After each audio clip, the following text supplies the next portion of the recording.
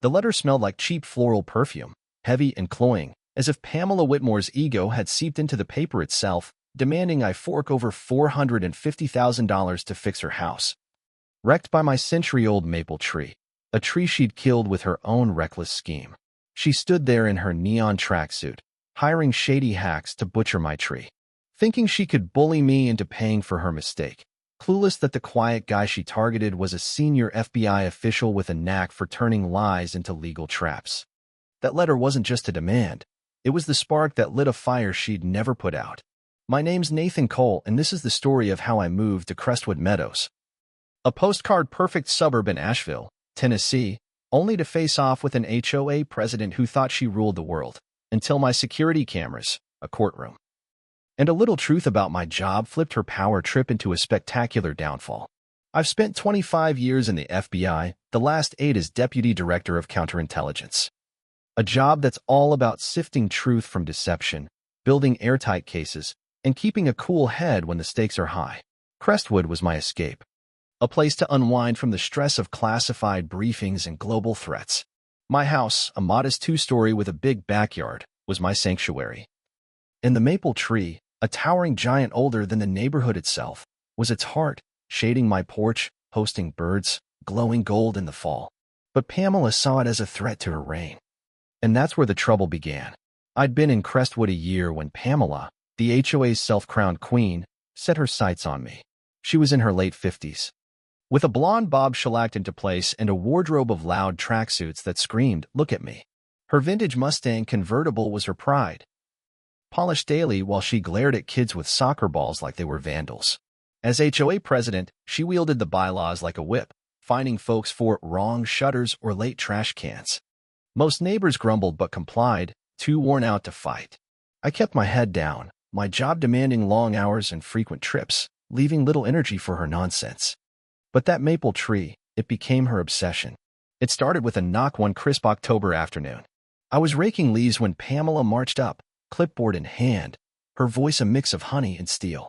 "Nathan, your tree's a problem," she said, pointing to its branches. "It's dropping leaves all over my driveway, creating a hazard." I offered to sweep her drive, pointing out it was just fall doing its thing. She sniffed, unimpressed. A week later, she was back, claiming the tree's shade was killing her roses, never mind they were on her house's shady side. Then came the big one at an HOA meeting, where she steamrolled a community picnic idea because it might attract pests. "Your tree's roots are cracking my foundation," she declared, glaring at me. "I feel the vibrations." I explained maple roots don't work that way, but she wasn't listening. To shut her down, I hired an arborist, a guy named Tom Wheeler, who knew trees like I know case files. His report was crystal clear. The maple was healthy, stable, no threat to anyone's foundation. I sent copies to Pamela and the board, thinking facts would end it. I was wrong. Pamela didn't want facts. She wanted control. Her emails got sharper, citing fake violations. My grass was too tall, by a quarter inch, my mulch, unapproved. She'd stand on my lawn, measuring with a ruler, daring me to argue. I documented everything. Her letters, my replies, her rants, a habit from years of building cases. I didn't flash my FBI badge. That's not how I roll. But her poking was waking a side of me that doesn't back down. The real fight started while I was away on a work trip, a tense stint in Brussels that left me drained. I came home craving a quiet weekend under my maple, only to spot a beat-up truck peeling out from my curb, chainsaws rattling in the back. My gut twisted. I walked to my yard and stopped cold. My tree was a crime scene, half its canopy gone, limbs hacked off like a bad haircut, jagged cuts oozing sap. The side facing Pamela's house was butchered, throwing the tree off balance. A death sentence waiting to happen. I felt a rage I hadn't known in years, the kind you bury deep in my line of work. This wasn't just a tree. It was my peace, my home, violated. My security cameras, a professional must, caught it all. There was Pamela, in a blinding orange tracksuit, pointing at my tree, directing 2 rough-looking guys with chainsaws. They crossed my property line, no permission, no skill, slashing away while she barked orders. I called Tom, who showed up fast, his face grim. "They've killed it, Nathan," he said. "Those cuts are an open wound, pests, disease, wind. It's done for." The irony hit hard. Pamela's hazard, excuse had created a real one. I didn't confront her, not yet. I called my lawyer, Alex Harmon, a guy who thrives on cutting through lies. I sent him the footage, Tom's reports, every email. She's handed us a gift, Alex said, grinning like a wolf. Trespass, property damage. Creating a hazard. We're not just defending, we're attacking. We fired off a cease and desist to Pamela, demanding she pay for the tree, valued at $30,000 for its age and impact. We copied the HOA board, attaching the video. Pamela's reply, through the board's timid secretary, was pure gall. She claimed she'd only asked for minor trimming of branches over her line, a lie the footage shredded. Then she flipped it, saying I'd neglected a dangerous tree, and the board backed her, threatening me with fines if I didn't fix it. The nerve was staggering.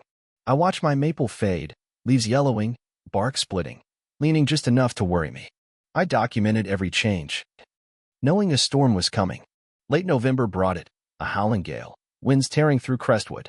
At 2 a.m., a crack like a gunshot woke me, followed by a crunch that rattled my windows. I knew before I looked. My tree was down, and Pamela's house was in its path. I stepped outside into the rain, flashlight in hand. The maple's trunk lay across her roof, her master bedroom caved in. Her Mustang crumpled under branches. Pamela wailed in a silk robe, screaming about her antiques and near death, ignoring that she'd caused it all. Neighbors watched, some hiding smirks. I stayed back, snapping photos, waiting for the inevitable. A week later, it came, that perfumed letter, demanding $450,000 for her house, claiming I'd ignored her warnings about a diseased tree. No mention of her chainsaw crew, no hint of her trespass. It was a bold lie, dressed up in legal nonsense from a firm known for shaky lawsuits. I faxed it to Alex, who laughed. She's dreaming. He said, this is a countersuit waiting to happen. We had everything. Pre-cut photos of the healthy tree, footage of Pamela's vandalism, Tom's reports linking the fall to her cuts.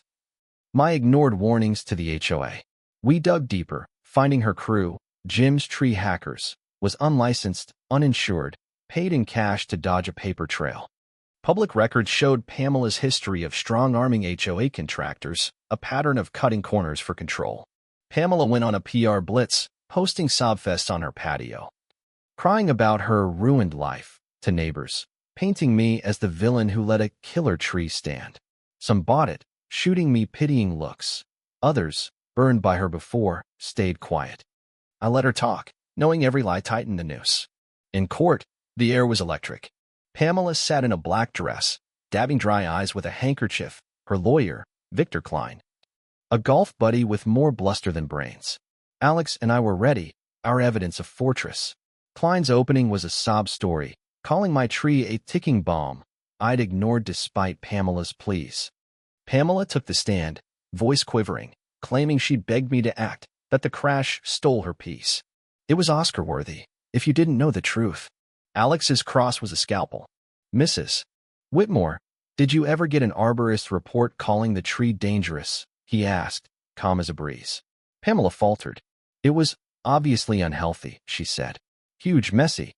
Alex held up Tom's report, proving the tree's health. You received this, didn't you? Pamela snapped. That man was bought. The judge, Clara Holt, raised an eyebrow. Then Alex played the footage. Pamela, orange tracksuit glowing, directing the crew to gut my tree. The courtroom gasped. Pamela stammered. Just minor trimming. Alex pressed. On Mr. Cole's property, without permission?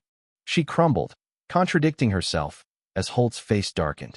Tom testified, explaining how Pamela's cuts doomed the tree, making it a windstorm's victim. A surveyor confirmed the trespass. An engineer tied the fall to her damage. Klein's redirect was weak, leaning on Pamela's good intentions. Then I took the stand. Pamela had called me negligent, so I decided it was time.